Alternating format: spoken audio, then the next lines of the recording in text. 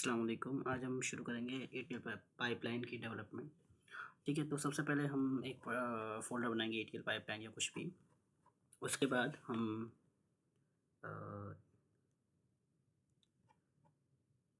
ETL sorry HCLI install करेंगे। एक तो तरीका ये है जो मैंने पहले बताया था, अभी दूसरा तरीका ये है। इस तरीके को मैंने अभी खुद ट्राई नहीं किया। ठीक है, उसके बाद जब ये इंस्टॉल हो जाएगा फिर हम लिखेंगे एस्ट्रो डेव इनिट। तो वहाँ पर ये सारे फ़ोल्डर बन जाएंगे। उन फ़ोल्डर्स में डैग्स में हमारे पास एग्जाम्पल डैग डॉट पी वाई होगा, जो कि एक्स्ट्रा है तो उसको रिमूव कर सकते हैं। फिर हम वहाँ पे ETL dot P Y file बनाएंगे।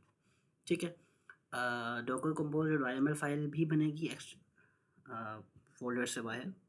वो इसलिए कि एयरफ्लो हमारे पास जो एस्ट्रोनॉमर है वो डॉकर में चलाते हैं एयरफ्लो को। ठीक है, और जो पोस्टग्रेस है वो भी हमारा सेपरेट बनेगा, सेपरेट कंटेनर में।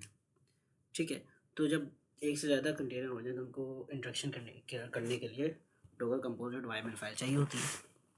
ठीक है, अब Docker compose dot YML file में आए तो हम पहले सर्विसेज बनाएंगे। पोस्टग्रेस वर्जन 3 होगा, सर्विसेज होगी पोस्टग्रेस होगा हमारे पास। इमेज होगी पोस्टग्रेस 13 से।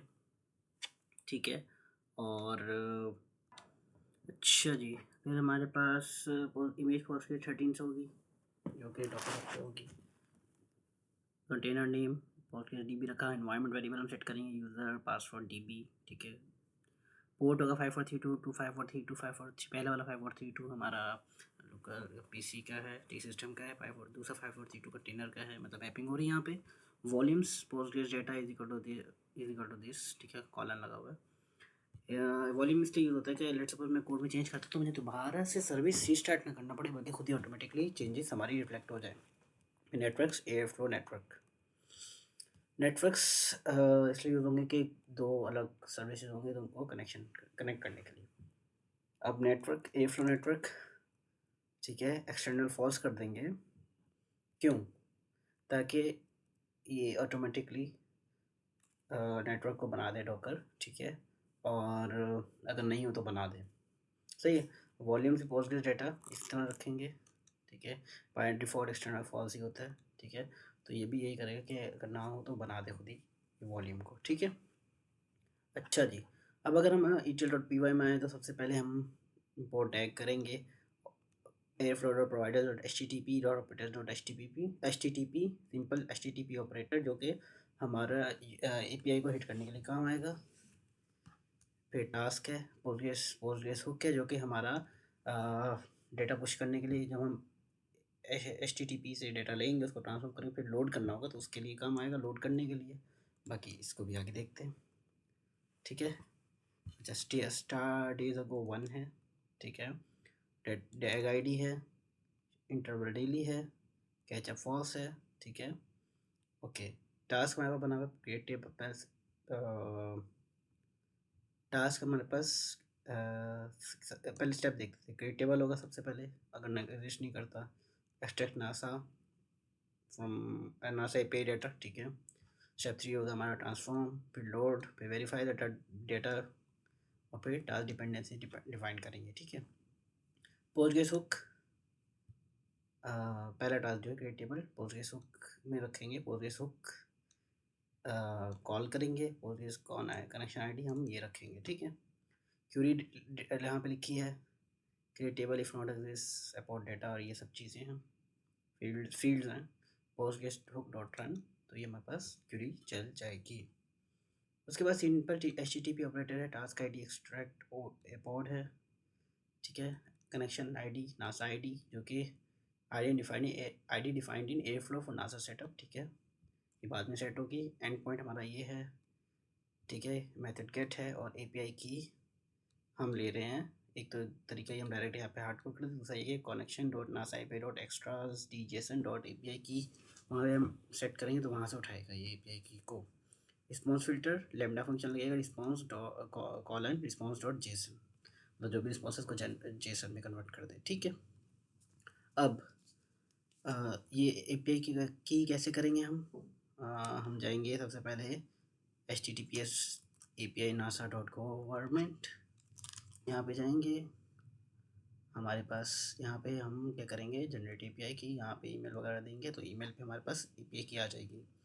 ठीक है, अब हमारे पास मेरे पास एपीआई की आई थी, ठीक है, ये वाली।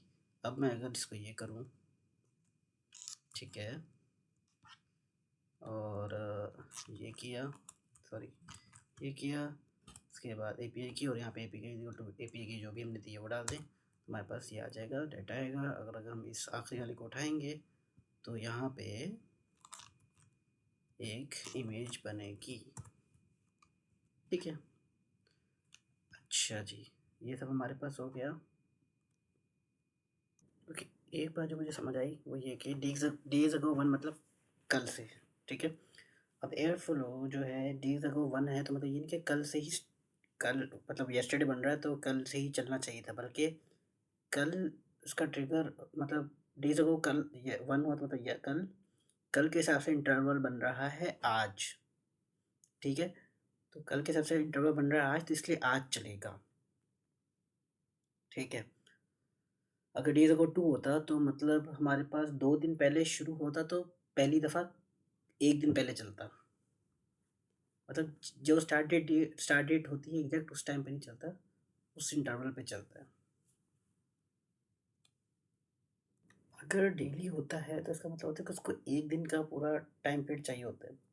लेट्स से अगर डेज अगो ज़ीरो होता तो आज शुरू होता, लेकिन चलता ये कल, क्योंकि 1 दिन का डाटा वो सपोज करेगा कि 1 दिन का डाटा पूरा हो चुका है, 1 दिन का इंटरवल पूरा हो गया, अब चला दो।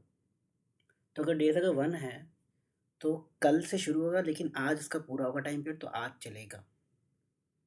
लाइक लेट्स सपोज टू होता, डेज अगो टू, और कैचअप ट्रू होता, तो इंटरवल शुरू होता परसों, और लेकिन डायरेक्ट चलना शुरू होता कल से।